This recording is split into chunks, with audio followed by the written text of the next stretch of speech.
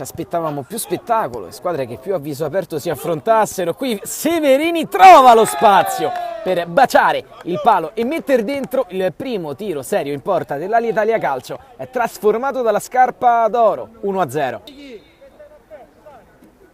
Parte Luca Severini. Bordata col destro, è un super gol che bacia ancora una volta il palo. L'altro stavolta De Eugenio non può nulla. Sempre Severini, doppietta per lui, 2-1 l'Italia, ma dove qualche bella giocata l'abbiamo vista, soprattutto da quest'uomo qui, Severini. Altro colpo subito, altro fallo. Severini, destro rasoterra, sulla linea deviano, poi da fuori Fabiani.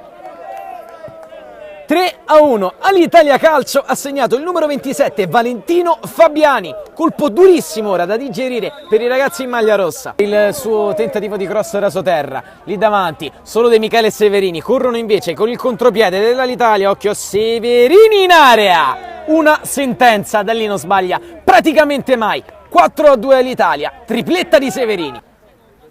Severini, da centrocampo Severini contro De Eugenio.